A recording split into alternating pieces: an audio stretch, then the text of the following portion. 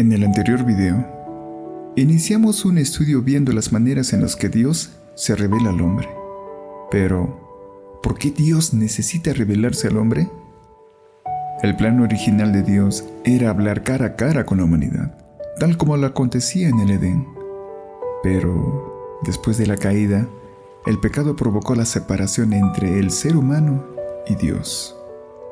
Cuando soplaba la brisa fresca de la tarde, el hombre y su esposa oyeron al Señor Dios caminando por el huerto, así que se escondieron del Señor Dios entre los árboles.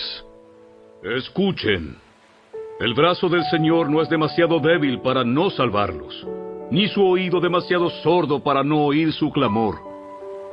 Son sus pecados los que lo han separado de Dios. A causa de esos pecados, Él se alejó y ya no los escuchará. ¿Cómo el pecado de Adán y Eva nos alcanza hoy? Pues todos hemos pecado. Nadie puede alcanzar la meta gloriosa establecida por Dios. Cuando Adán pecó, el pecado entró en el mundo. El pecado de Adán introdujo la muerte, de modo que la muerte se extendió a todos, porque todos pecaron. Todos los seres humanos sufren las trágicas consecuencias del pecado de Adán y Eva. Sin embargo, Dios presentó un plan que estaba preparado desde la fundación del mundo. Y adoraron a la bestia todos los que pertenecen a este mundo, aquellos cuyos nombres no estaban escritos en el libro de la vida que pertenece al Cordero que fue sacrificado antes de la creación del mundo. Este plan tiene como objetivo revelar la justicia y la misericordia de Dios. La ley, que fue quebrantada por la desobediencia, decía que el transgresor debía de morir. Pero Dios envió a su propio Hijo para morir en lugar del transgresor. De esa manera, la ley fue cumplida y al mismo tiempo la bondad de Dios fue revelada. El amor inagotable y la verdad se encontraron. La justicia y la paz se besaron. Somos así justificados por medio de la fe. En el sacrificio de Cristo, el hombre pecador es justificado por Dios. Somos justificados y perdonados solamente cuando confiamos en Cristo, como nuestro Señor y Salvador.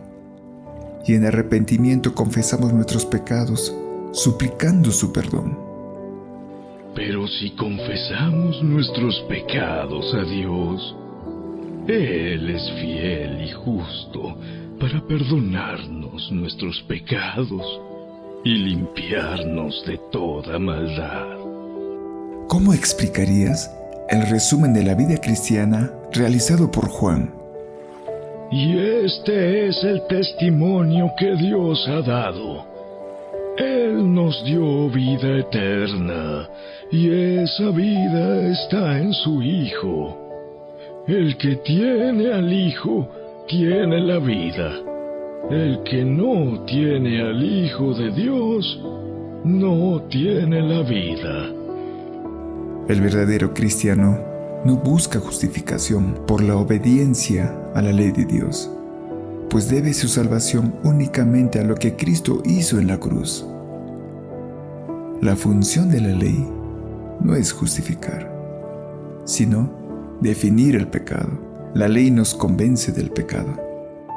Ahora bien, ¿acaso sugiero que la ley de Dios es pecaminosa?